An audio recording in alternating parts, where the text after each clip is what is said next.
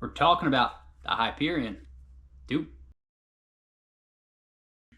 Welcome back to the channel. I am Cody with the Shoe In With Cody, and today we got a good one. We are talking about the Brooks Hyperion 2.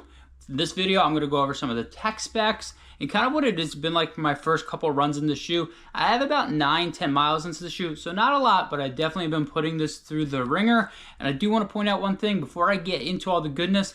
This shoe was provided to me by Brooks, but they have no opinion on what I'm going to say in this video or any future content that I make around it. And I do have a favor to ask you. Hit the like button, smash the subscribe button. You know you want to.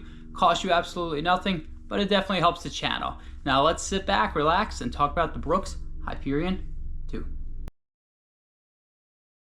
To kick this video off, I am going to talk about the tech specs of the Hyperion 2. This is definitely a lower stack shoe. You're looking at 34 in the heels with an 8mm drop shoe, and you're looking at 26 in the forefront. So again, in today's kind of standards, this is definitely a more minimalist shoe.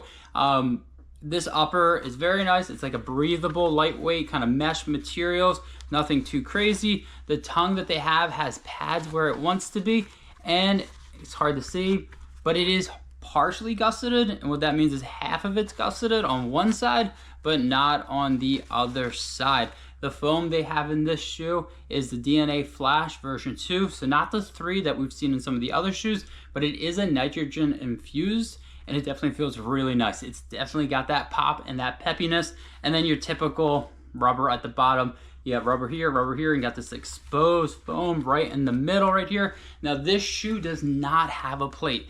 I just want to point that out. The Hyperion Max 2 has a plate, but this is not the Max. This is kind of the training partner to a lot of these other shoes. This is definitely on that daily trainer slash speed day shoe. If you're looking for that old school racer, this shoe is going to cost you about $140. So definitely not on the cheap side, but definitely in that ballpark for most daily trainers, unfortunately, these days. But again, the update from the version 1, which I did run in the version 2, there's some good updates, ones that I really like.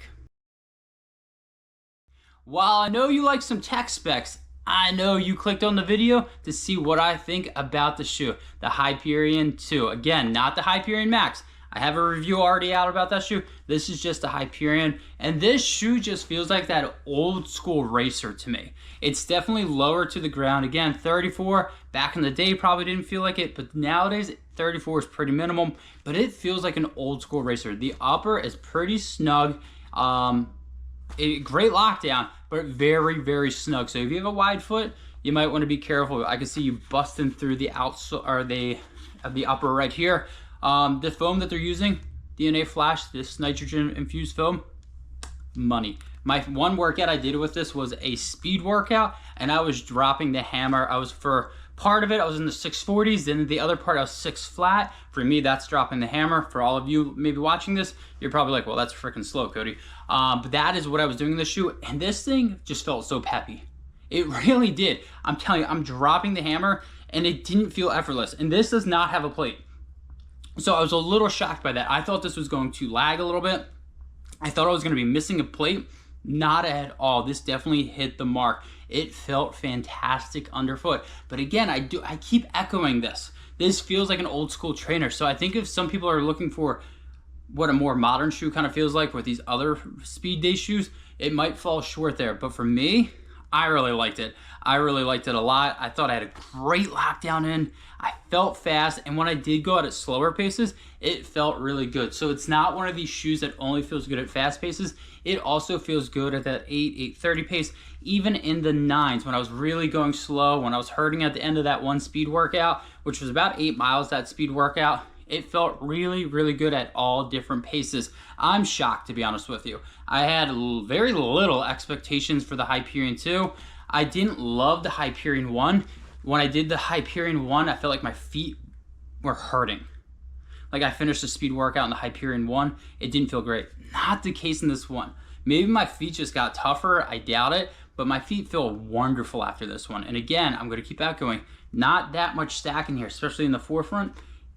And it works really nicely with my stride and with my footing. And when I just did a regular run in it, a couple miles in it, felt really, really nice. Again, If you have a wide foot, you might want to be careful. But everybody else, you know, this definitely is a great option for you, especially if you're looking for a speed day shoe, probably for the tracks as well. I still need to get a ton more miles in. I just wanted to get this first impression out there. Again, I've about 11 miles, so I need to put a ton more miles in. So definitely hit that like and subscribe button, because you're not going to want to miss that full review, because it's going to be a good one.